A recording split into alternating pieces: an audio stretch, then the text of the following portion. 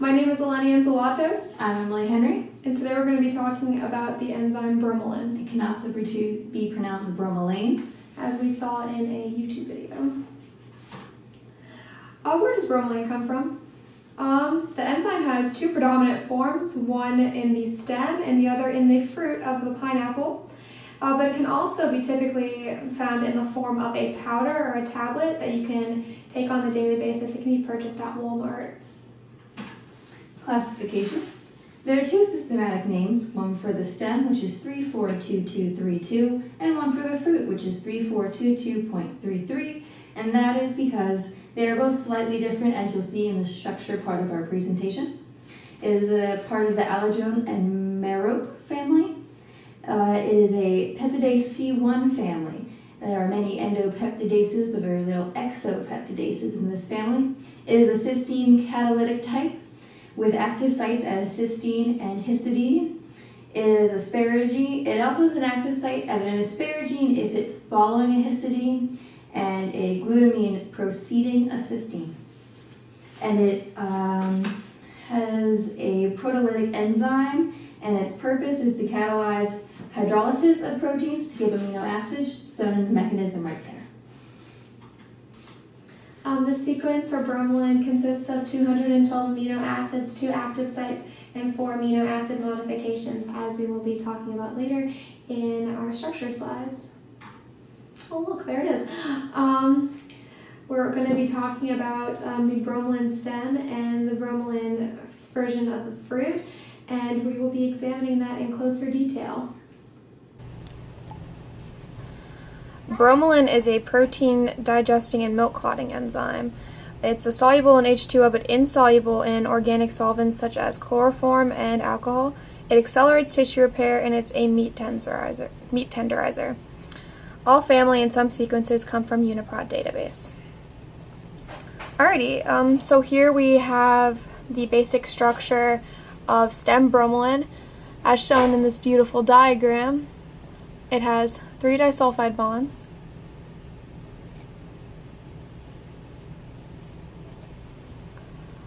two active sites. This one is a histidine active site, and the one right here is a cysteine active site.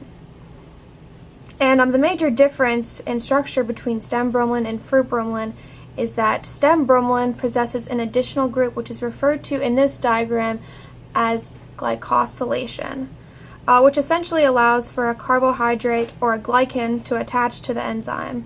Whereas the fruit bromelain, which I will be showing to you in just a moment, contains a large polypeptide group of approximately 100 amino acids, which is labeled as prop in the next diagram.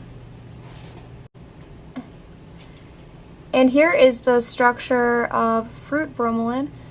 Just as the other one before, it has 3 disulfide bonds. And the positioning of the active sites are a little bit different than in stem bromelain. But as I said before, the largest difference is this very, very large 100 amino acid chain.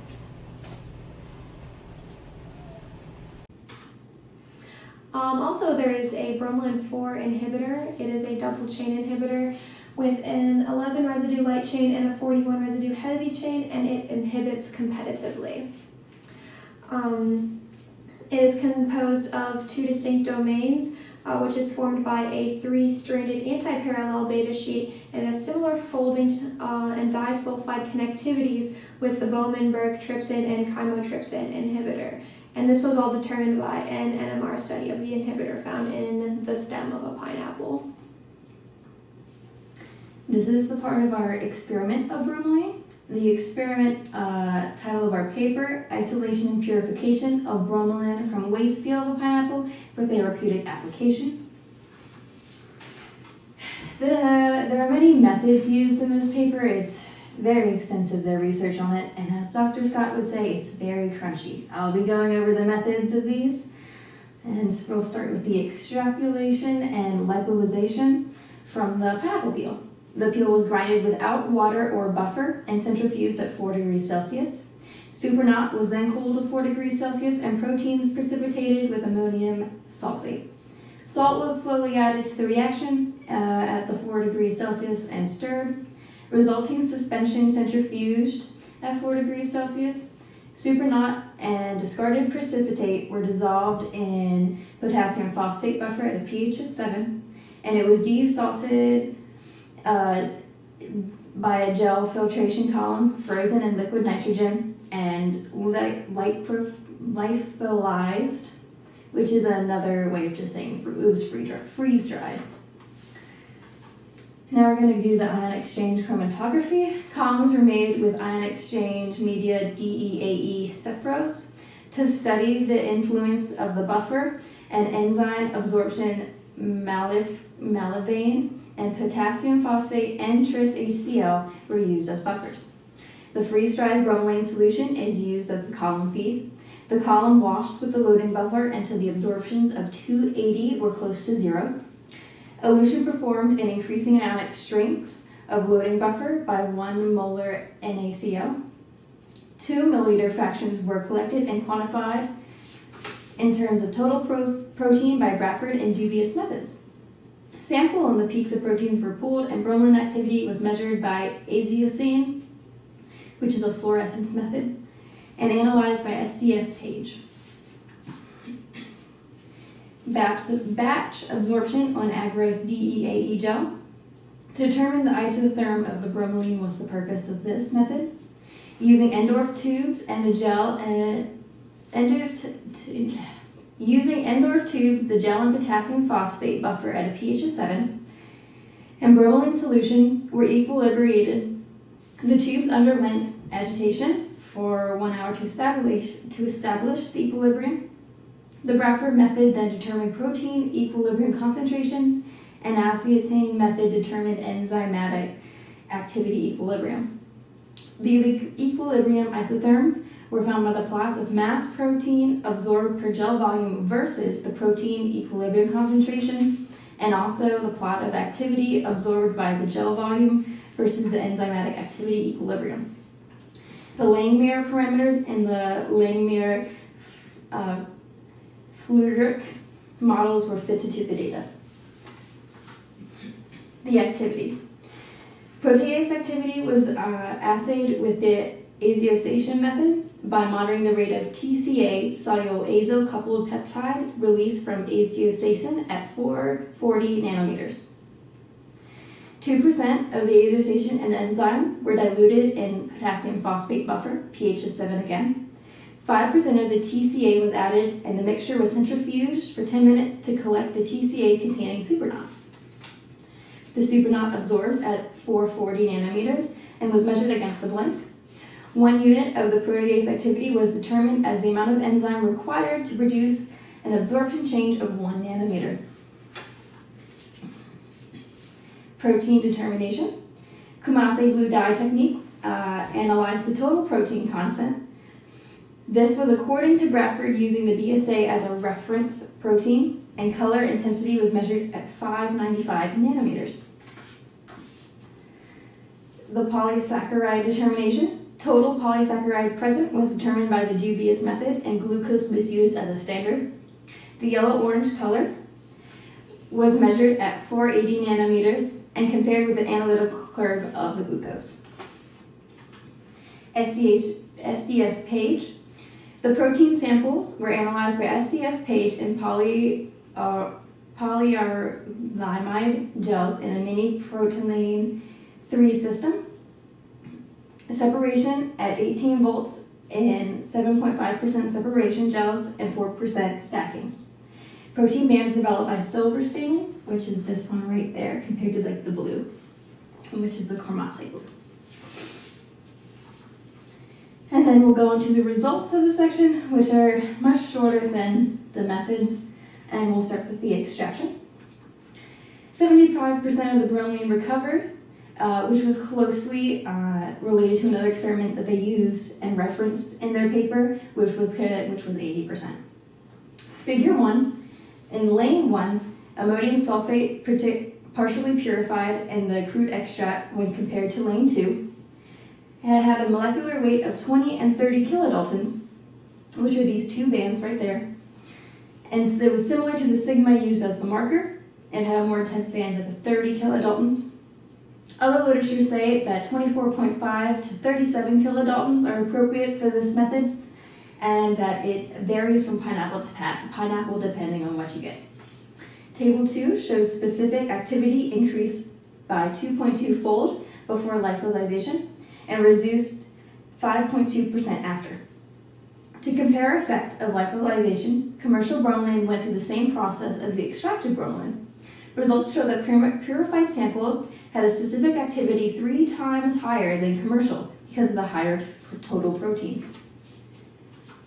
The ion exchange chromatography results. The elution created 2 bands on the SDS page gel, which again were 20 and 30 kilodaltons.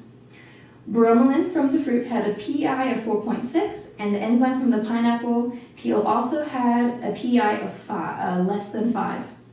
Highest enrichment factor of the activity was when potassium phosphate was used, making the optimum pH for the fruit bromelain around 7, which is why it's really good for us to eat. We can eat it and not be sick from it.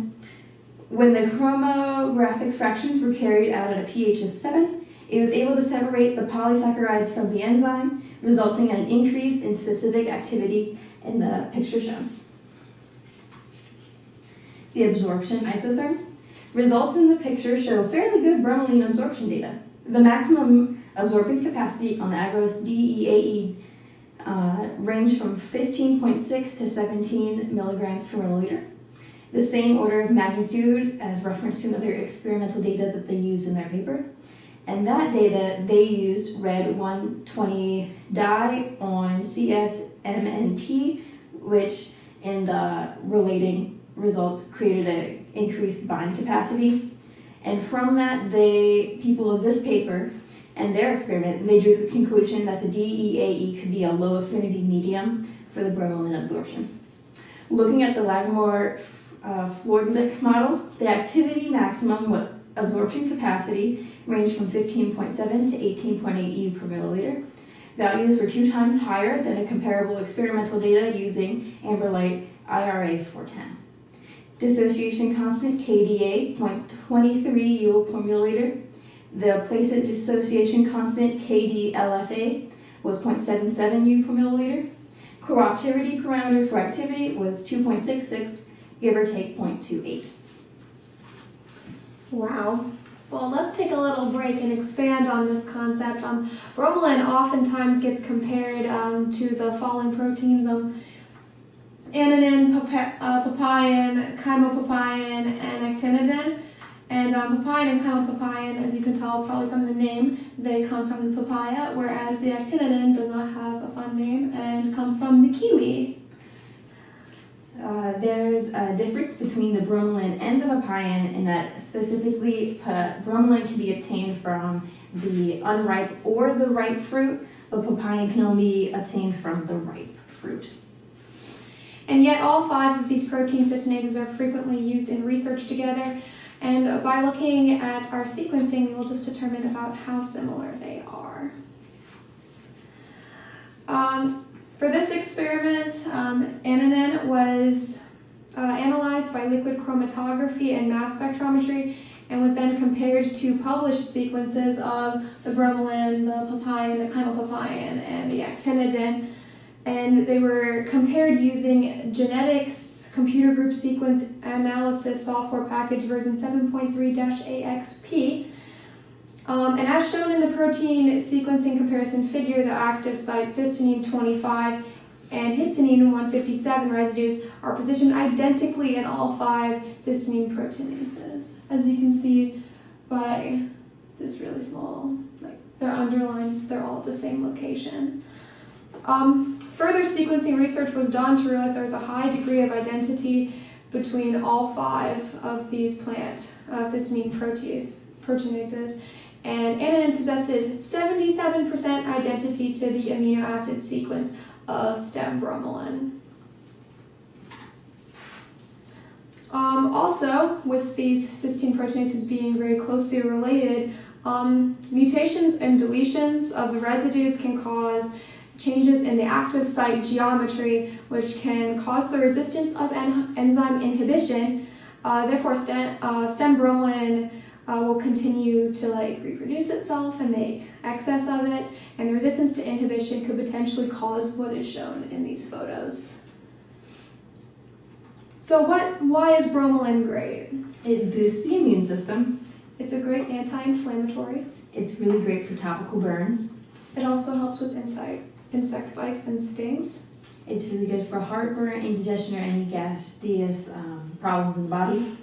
And can reduce allergy sensitization. It's also been speculated that it can help cancer patients after they've overcome their harsh treatments that they have to take because, again, for the anti-inflammatory and for the burns that you get from radiation. But let's be realistic, everything causes cancer too, so bromelain probably does some of that too.